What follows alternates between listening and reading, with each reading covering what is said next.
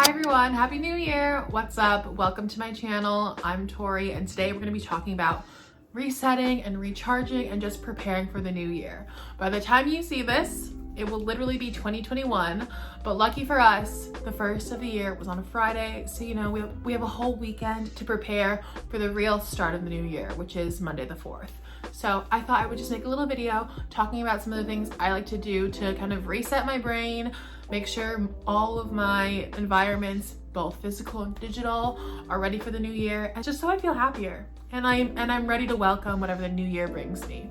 I know that some people hate the beginning of the new year, but I personally love it. Maybe it's because I'm a Gemini and I just love constantly reinventing myself, but I just love the positivity that everyone has at the beginning of the year when everyone collectively is like creating new goals, you know, making themselves a priority in their lives, and just like trying to be better humans. It's really great to just take time to think about yourself, reflect, and think about the things that you want to do and things that you want to achieve, because you're the one who's gonna have to do it anyways, you know? Also, please ignore my hair because my mom is helping me dye it and it looks stunning and lovely and slightly more blonde, but I do realize that I kind of look like a brassy Lucius Malfoy. I know I kind of look like a brassy Draco Malfoy, so I love that for me. All right, so the first thing I want to talk about is getting your digital space in order. I just feel like getting your digital space in order is really great and just like a great place to start, especially if you're kind of lazy and you're like, I don't really want to clean my room or my whole apartment today. So the first place I would start was going through your social medias, and my personal favorite is unfollowing, muting, or blocking people you don't want to see. As simple as that. On TikTok, I love using the block button. I love blocking people who I don't find funny. I have a personal vendetta against all those comedians on TikTok that use the tiny mics and they think like the tiny mic is gonna give them comedic flair, but it doesn't. It just makes them boring and repetitive. So I've blocked all of them from my For You page. I will never see one of them ever again, and that makes me incredibly happy. The mute button on Instagram has seen a lot of me in 2020. I'm gonna be honest. I've muted a lot of people in 2020 because they were partying in quarantine, they were doing all this crazy stuff. So does anyone feel like unfollowing people, especially if you're like related to them or if you've been following them for a long time, you're like, the unfollow feels too dramatic. I'm just gonna block you and never see any of your content ever again, you know? Maybe that's just me. I know some people have really toxic relationships, especially with apps like Instagram when it comes to comparing themselves to other people. I don't feel that necessarily. That's not my struggle. I do fall in the trap of following way too many brands. And when I follow way too many brands, I find myself obsessing over what to buy next. I find myself thinking about my next purchase, especially now since Instagram has kind of shifted more towards an e-commerce site. I really don't need that energy in my life. Later today, I'm probably gonna go through my entire following again and just unfollow brands that I like don't see that often, that don't really speak to me anymore. Another place in your digital space that really needs to be cleaned up is your inbox. Even though I have multiple emails, I have one email for spam, I have one email for business, blah, blah, blah, I still find myself subscribing to the most random newsletters on every account that I have. And it always makes me so anxious to see when I have like 10,000 unread messages, but it's like 10,000 of those emails are all just like brands telling me to buy something or that something's on sale. You know, you're gonna feel so much better after. I'm so excited to do this and carve out that time for myself. The next step in cleaning up your digital space, I think, would just be going through your phone and deleting all those photos you don't actually need. I know we all have like a million screenshots that we thought we would save for like blackmail or for reference, but you've never touched those, so like what's the point? I also like taking the time to, after I've cleaned out my camera roll, is, you know, backing it up. I don't have a cloud, but I do have an external hard drive which I like to use and like store everything. So I also like to take out a whole night. Literally one night this weekend is just gonna be me on my computer. I'm just gonna be, you know, organizing all my archives, labeling everything, making sure I have all the backups that I need. It just sucks when you lose like photos on your phone. Backing things up, also a great thing to do at the start of the year. So obviously the next part of getting ready for the new year is making sure your physical space is at its top tip shape. I feel like that's pretty self-explanatory. I'm looking around my room. My room could definitely be more organized. I definitely need to make more space, more organizational space for certain things, but overall I'm loving it, loving life. Definitely recommend everyone going through their closets, getting rid of clothes that, you know, they don't really wear anymore. You know, like get rid of all your socks that have holes in them. I got rid of a lot of jeans because 2020 was hard and I grew out of them. And you know what? Buying nice jeans that actually fit me changed my life. Who would have known? I feel like it's also really great just to like donate everything that you don't need anymore, things that you know will go to a better home. There's always an option to sell your things if you really need to and if they're of great quality.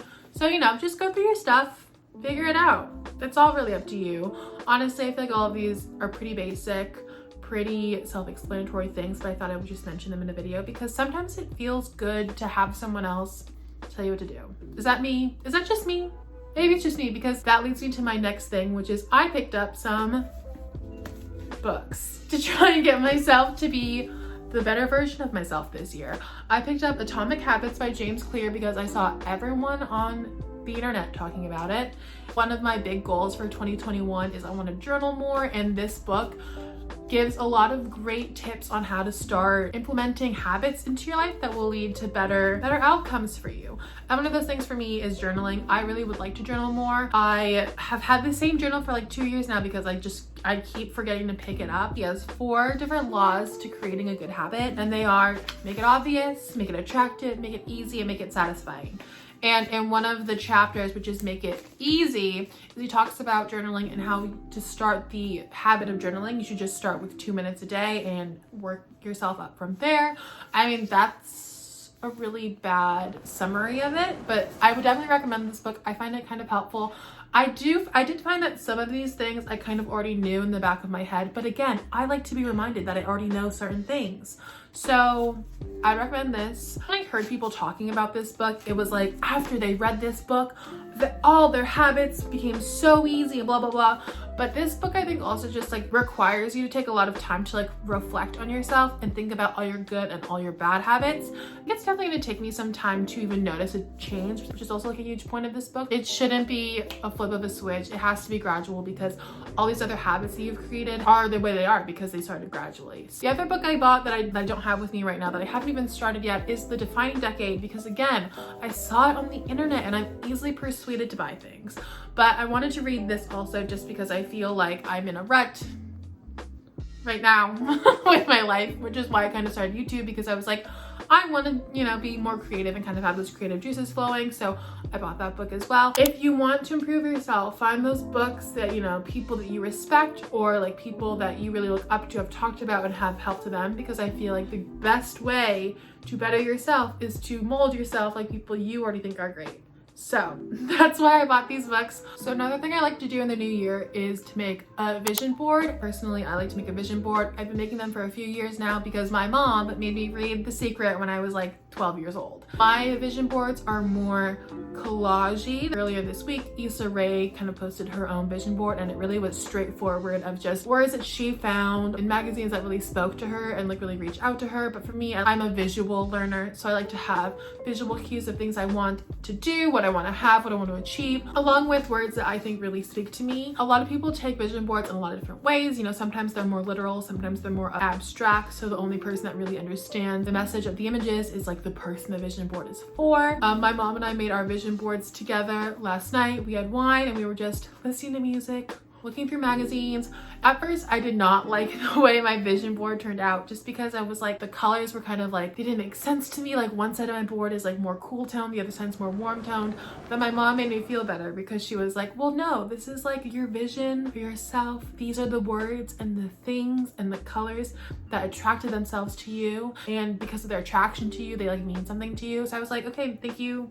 Thanks, Mom, for making me feel better. Now I feel better about my choices. I don't know how much of like my vision board I'm going to include in here because they're very private. They're very personal. I'll insert a clip of the collage / vision board for the mantle in my apartment. I think I have like almost every vision board I've made since I was like 15. I have this one that says it's cool to care because I truly like have made that my mantra. It's actually very cool to care, whether that's about the environment, whether that's yourself, or that's about, you know, the movie Pride and Prejudice. And I always try and make it a point to feature more models that look like me, or just have more figures on my vision board that reflect who I am and like what I look like. I'll also just write in it like things I want to accomplish, or like more specific things that like maybe I couldn't find clippings of it, or like I just like couldn't find something that represented that to me. So I'll just like write it in the like, I want to achieve, I don't know, what did I used to want to do when I was in college. I was like, I want to get a worthwhile internship that has this, and this. And you know, eventually I could manifest those things.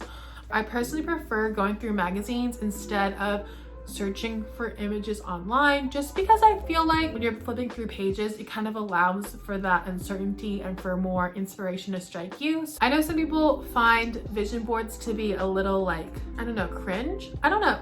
I've grown up in a society. I've grown up in like a culture where it's kind of appreciated and like you're kind of praised when you're like self-deprecating and when you're like pretending not to care and not taking yourself seriously. But like I think when you have a vision board or like positive words of affirmation, you are reminding yourself, you're reminding your subconscious that you're worthy of all these things. You're worthy of your dreams, your accomplishments, and that's not something to be ashamed of. It's wonderful to have passions. It's wonderful to be passionate about things. It's great to have goals. When I look at some of my goals that I made in high school and early college, I'm like, wow, I actually accomplished those things. So I just think that making vision boards is a great way to put you in a great mindset for the new year. I feel like all of my goals before used to be so shallow and like, I don't know, so vain. Now I'm like, 2021, I just want to like make a better world. I don't know. That's me rambling, but I hope you enjoyed this video. Please give it a like, comment, subscribe. Let me know what you do to get yourself prepared for the new year, and if you have any goals or resolutions for 2021, and I'll see you in my next one. Bye.